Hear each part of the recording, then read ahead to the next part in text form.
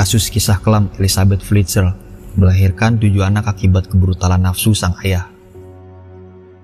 Elizabeth Fritzl, seorang wanita yang lahir pada 8 April 1966. Dia adalah wanita warga negara Austria yang mengalami nafsu brutal di luar nalar, yakni berupa penyekapan, penganiayaan seksual, dan pemukulan yang dilakukan oleh ayahnya sendiri, yang bernama Joseph Fritzl. Kepolisian Austria menyatakan bahwa penyekapan itu dilakukan di dalam sebuah gedung bawah tanah kedap suara yang terletak membentang di bawah rumah dan kebun keluarga itu di dekat kota Amstetten di negara bagian Austria Hilir, di mana di tempat itu Elizabeth melahirkan 7 orang anak-anak dari hasil pemerkosaan oleh ayahnya sendiri. Bermula, Joseph Fritzl, pria yang lahir pada 9 April 1935, dicap khalayak umum sebagai monster sejak terkuaknya kasus yang dilakukan terhadap putrinya sendiri. Dari segi riwayat Joseph sendiri, dia memiliki banyak rekam jejak yang buruk seputar kriminalitas yang pernah dibuatnya. Sebelum memulai rumah tangga bersama Rosemary, pasangan yang melahirkan Elizabeth Fritzl, kebejatan dari Joseph meluapkan nafsu brutalnya terhadap Elizabeth bermula bahkan saat Elizabeth masih berusia di bawah umur, yakni di usia 11 tahun, pada tahun 1977. Namun pada saat itu, Elizabeth masih bisa menghirup udara segar dan leluasa beraktivitas, sebelum akhirnya dia disekap dan dikurung di sebuah kamar bawah tanah yang dibuat oleh Joseph. Kronologi kejadian itu dimulai pada tahun 1984. Joseph membujuk Elizabeth untuk masuk ke ruang bawah tanah di rumahnya, yang beralamat di Jalan 40 Yebestretz, dengan alasan membantunya membawakan pintu ke sana. Pintu tersebut adalah hal terakhir yang dia butuhkan untuk menutupnya. Setelah Elizabeth menahan pintu di tempat Fritzl memasang ke dalam kusen, Elizabeth memegang sebuah handuk yang dibasahi eter di wajahnya yang mengakibatkan dia pun pingsan. Kemudian Joseph melemparkannya ke dalam ruang bawah tanah itu, dan dia pun tidak pernah keluar lagi. Joseph melancarkan aksinya di mana dia membius, memborgol, dan menyekap, kemudian berulang-ulang memperkosanya. Setelah hampir sebulan disekap tanpa ada tanda-tanda jejak yang jelas, Elizabeth pun dinyatakan menghilang oleh ibunya Rosemary. Rosemary pun segera melaporkan berita kehilangan itu ke pihak berwajib untuk segera dilakukan pencarian cepat. Setelah Joseph mengetahui tindakan yang dilakukan oleh Rosemary, Joseph mencoba menggagalkan rencana itu dengan cara akal bulusnya. Tepat 1 bulan berlalu, pada September 1984, sebuah surat tulisan tangan Elizabeth muncul disampaikan kepada Rosemary dan pihak kepolisian, yang berisi bahwasannya Elizabeth meminta agar orang tuanya berhenti mencarinya, dengan alasan jika dia sudah lelah hidup dengan suasana keluarga di rumah dan memilih kabur untuk tinggal di rumah temannya. Namun faktanya, surat tulisan tangan Elizabeth tersebut merupakan sebuah surat yang dibuat paksa oleh Joseph untuk menghilangkan jejak kriminalnya. Sayangnya, Rosemary terlanjur mempercayai surat buatan tersebut dan mencabut laporan kehilangannya. Selama waktu berjalan begitu lamanya, Joseph sering masuk ke ruang bawah tanah tempat Elizabeth disekap hampir setiap hari, atau tepatnya minimal 3 kali dalam seminggu. Dia selalu membawakan pakaian, makanan, dan juga minuman untuk keberlangsungan hidup Elizabeth, dan tentu saja untuk meluapkan nafsu bejatnya.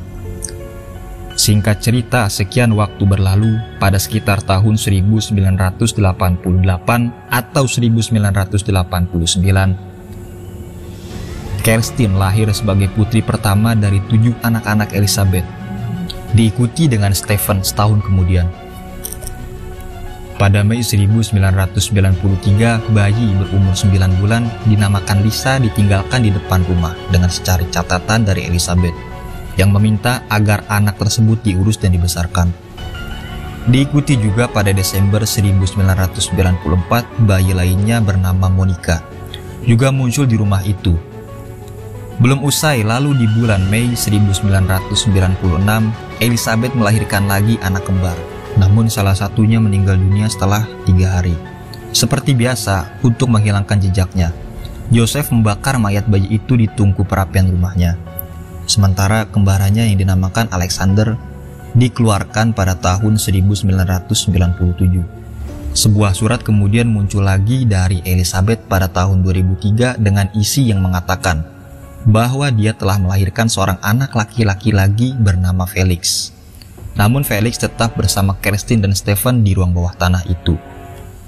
Sementara 3 anak lainnya diadopsi langsung oleh Joseph dan Rosemary dengan sangkalan jika ketiga anak itu adalah anak terlantar yang dibuang di depan rumah mereka. Satu hari tepat di tanggal 19 April 2008, Kirsten tak sadarkan diri dan dibawa ke rumah sakit dengan diagnosa gagal ginjal yang mengancam nyawanya.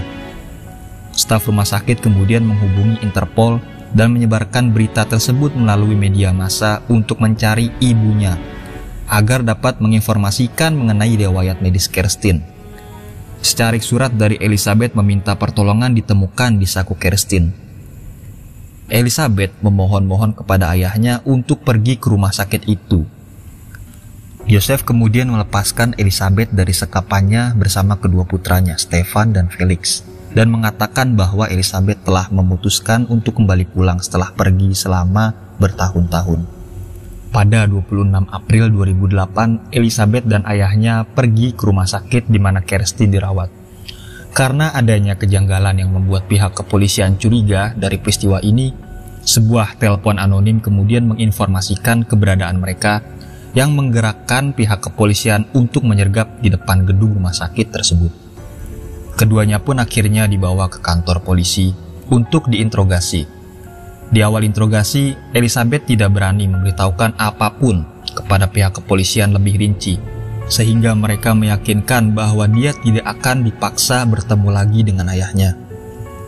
Elizabeth pun akhirnya memberanikan diri mengungkapkan semua kejahatan ayahnya yang dilakukan selama 24 tahun terakhir. Walhasil, Joseph Fritzl kemudian ditahan atas tuduhan penganiayaan seksual, insest, dan penculikan. Pada hari berikutnya, Elizabeth dan anak-anaknya segera dimasukkan ke dalam perlindungan. Pada 28 April 2008, Joseph Fritzl mengakui telah menyekap putrinya di ruang bawah tanah tersebut tanpa jendela selama 24 tahun dan menjadi ayah dari ketujuh anak Elizabeth. Polisi mengatakan bahwa Joseph adalah seorang teknisi listrik dan telah memberitahu penyelidik bagaimana memasuki ke penjara bawah tanah itu melalui sebuah pintu kecil tersembunyi yang harus dibuka dengan kode sandi rahasia tanpa kunci. Sementara Rosemary tampaknya selama ini tidak menyadari apa yang telah terjadi terhadap Elizabeth oleh ayahnya sendiri. Kemungkinan dia hanya berpikir karena surat-surat itu tulisan tangan dari Elizabeth langsung, benar adanya bahwa putrinya itu hanya sekedar kabur dari rumah. Dan di tanggal 29 April 2008 diumumkan hasil tes DNA yang membuktikan bahwa Joseph adalah ayah dari semua anak-anak putrinya, yang berarti bahwa cucunya juga sekaligus anaknya sendiri. Sidang Joseph dimulai pada tanggal 16 Maret 2009 di kota St. Pölten. Setelah pernyataan pembukaan, semua jurnalis dan penonton diminta untuk meninggalkan ruang sidang.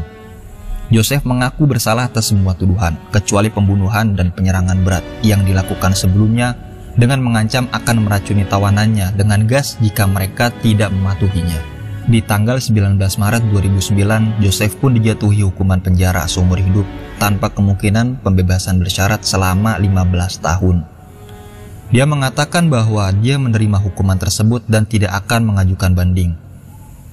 Semua anak tersebut mungkin memiliki masalah genetik yang umum terjadi pada anak yang lahir dari hubungan insest. Kini, anak-anak dari Elizabeth tumbuh pulih dengan hasil yang baik walaupun ada beberapa kelainan genetik dari mereka.